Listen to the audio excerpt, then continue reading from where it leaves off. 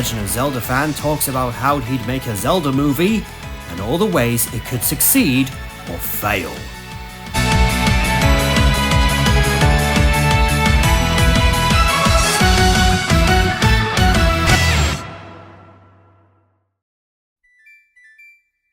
Hello everyone, I am back yet again. This time, I have a discussion video. And since I'm sure you're tired of SOU videos that feature only me, or me and one other person, I have brought two colleagues with me to discuss this topic. They are none other than Astrolight and Nathan the Casual Gamer. Hello everyone, Astrolight here, and I've been waiting for the chance to come back in another video ever since the Skibidi Toilet rant. And I'm excited to discuss the topic of today's video. Howdy y'all, this is Nathan, back at it for the first time in a while, and I am quite excited to dive into this topic. Glad to have you two here. Now, since this month is February, it is not only my birth month, but it's also the month that the first entry of my favorite gaming franchise released to the public. This being The Legend of Zelda on the Nintendo Entertainment System. This series has been going on for 39 years as of now, and it is one of Nintendo's most prominent franchises, coming close to giants like Mario and Pokemon. So when the announcement came on Twitter that Nintendo planned to make a Zelda movie, you must think we were ecstatic to hear the news. Well, not so much. Now, don't get me wrong, I am hopeful that this movie will succeed. That is, if Nintendo doesn't cancel the film. But we are also heavily cautious about it, because there is a ton that could go wrong. With that said, we will be splitting this discussion up into several categories: story, characters, casting, and genre. With that said, we hope you're ready because this might take a while. Personally, I think an adaptation for a franchise like The Legend of Zelda would work better as an animated series, like what we got for Castlevania. But this is what we're allegedly getting, so the best bet here is to hope they don't tarnish this one. Legendary's Detective Pikachu and Illumination's Mario movie were good. Let's hope they can get it right for the third time in a row. But with all that said, let us get to the first section of today's video.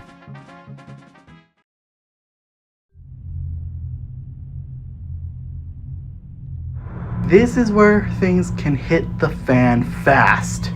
Hot take incoming, I do not think that the Zelda movie should adapt itself from a specific game. Unlike Mario, where the story is secondary to the gameplay, and said story is very basic and easy to expand on, the Zelda series is a lot more involved with its story.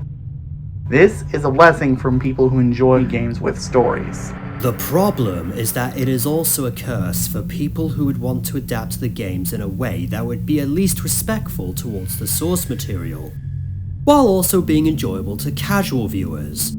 The reason being is because the cutscenes compiled together for a large portion of the Zelda games already take up the length of a movie, especially the ones fans would like to see adapted. Having just the cutscenes and not the action between the cutscenes doesn't work for a movie.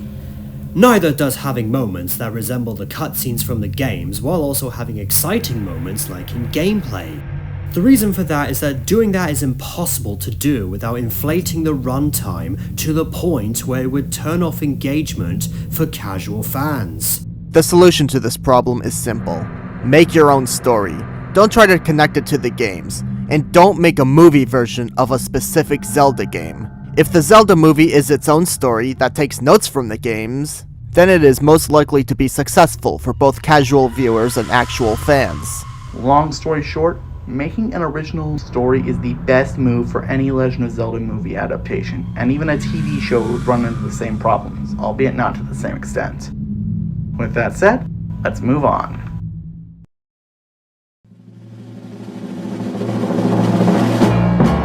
The characters in a Zelda movie are the next most important thing to discuss. For starters, let's talk about the title character. Zelda should try to be similar but different to Peach from the Mario movie. Since Zelda has been accused of being a Peach copycat several times, I'd recommend trying to make Zelda different from the movie version of Peach. For starters, make Zelda more emotionally vulnerable and make it clear that she is not a perfect human being. Specifically, I'd have Zelda's character arc involve her insecurities about her being an inadequate successor for her father, and her development as her learning to become more self-confident by learning this lesson in her adventure with Link. Speaking of whom, let's talk about the elephant in the room. Link is a silent protagonist in the games, always has been and always will be. Gee, it sure is boring around here. That is non-canon, and outside of the memes, it's not even good media. Okay, so as we were saying, Link is a silent protagonist in the games. However, this might not work as well in the films. So if Link must speak, we would make him a character who only speaks when his actions and expressions can't do the talking for him. So Link must have an actor who is capable of emoting very well without saying a word most of the time, while also bearing a similar look to Link at the same time. And when he does talk, he should do so with a kind yet confident voice. Zelda should get the bulk of the character development in the ideal scenario, since we think she has the potential to carry out the protagonist side of the story, alongside Link, and in some ways it's actually easier to flesh out Zelda as a character.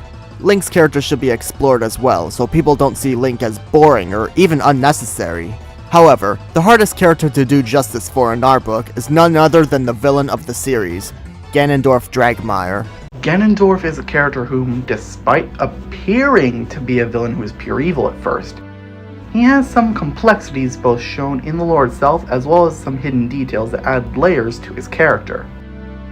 Because of this, unlike Bowser, who is allowed a free pass in terms of having zero redeeming qualities in the Mario movie due to the less involved story, Ganondorf is in a far more story-focused series, and also, due to the fact that most modern audiences have a burning hatred towards villains who are simply pure evil, I have a feeling that Ganondorf's character would be under attack if his character was simply depicted as pure evil. The only exceptions these audiences have for their pure evil villain hatred is when those pure evil villains are also one of the primary sources of comic relief. And when it comes to Ganondorf, comedy is not allowed.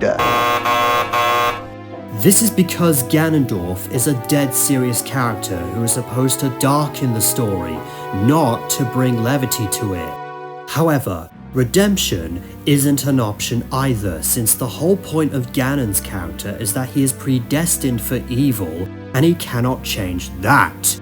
So Ganondorf's character must fit a balance between being an irredeemable yet sympathetic monster and being an imposing force that must be overcome in order for the heroes to finish their respective arcs. Ganondorf must be a combination of Sauron in terms of the threat he poses, Lord Shen and Death from Puss in Boots in terms of the character complexity and terror they bring to the characters and audience alike, and Thanos in terms of physical stature. And if a villain must be the pure evil monster in this story, make the secondary villain the one who is a total monster.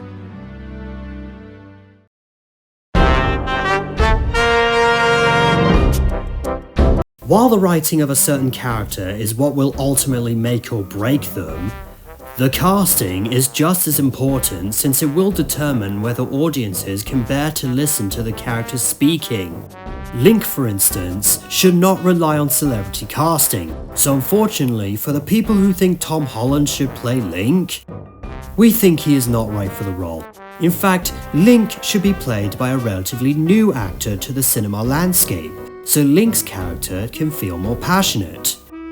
As for who I believe should play Zelda, a couple ideas come to mind, though the most prominent fan casting I've seen is Emma Watson, who played Hermione in the Harry Potter series, and I can see why. Zelda's known for being the holder of the Triforce of Wisdom after all. As mentioned earlier, Zelda's arc should focus on her insecurities and developing into a more self-confident individual, all the while being a voice of wisdom. Could she pull it off? Well, I guess with the proper script and effort, I believe we could get ourselves a pretty solid performance.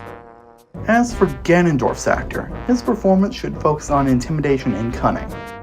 So casting an actor who only plays muscle-bound brutes is not an option, nor is anyone who plays villains who are physically frail and or only have a scary look. So I'd pick actors like Idris Elba, Josh Brolin, or someone else who could balance Ganon's dark vibes as well as sounding like someone who could be both strong and cunning all at once. Also, some people have suggested people like John Cena or The Rock to play Ganondorf. However, I don't really like those ideas since the former either only plays comedic roles or he plays heroes. Ganondorf is neither.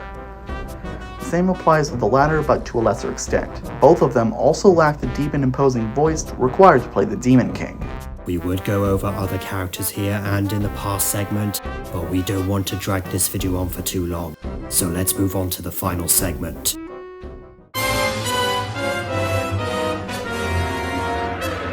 Now, since this movie is confirmed to be live action, while I'm not going to say that the movie is going to fail because of its live action nature, I will say that animation would have been the better option.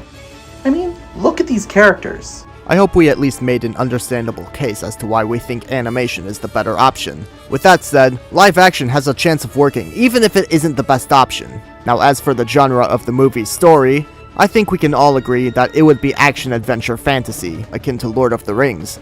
This is evident because most of the characters would be different types of people, from the Hylians, Gorons, Zora, Rito, Gerudo, and the various peoples of the forest, like the Kokiri, Koroks, and even the Minish. Also the various different monsters in the series, as well as being like the various monsters under Sauron's control in Lord of the Rings.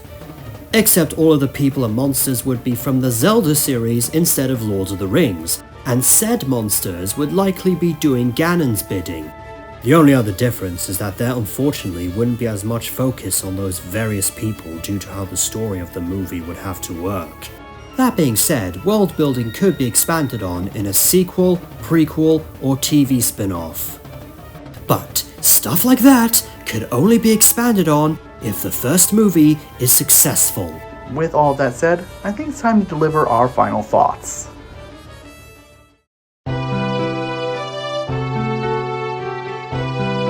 My final verdict is that Sony has a lot of work cut out for them if they want to have a chance of making a successful live-action Zelda movie. And if they end up doing things in the manner explained here, then perhaps they can deliver a truly amazing movie that is both respectful to the source material while also deviating from the source material enough to not only work for a movie but also be engaging for both fans and casual viewers alike. Now, will our preferred approach resonate with all viewers? No. We would be stupid to think that everyone would like our approach. And who knows, Sony might do something better. We're just explaining what we would do. All we ask is to please don't disrespect our opinions or do any opinion bashing. If you have a different idea, feel free to have a friendly discussion with us in the comments. With all that said, I hope to see you all in the next video. See ya, chump! Before I go, I would also like to say that Megamind vs. the Doom Syndicate will be our next video, even if we have to skip a month of videos to do it. May the stars shine down on you. Well, I think we've said what needs to be said, so see y'all next time.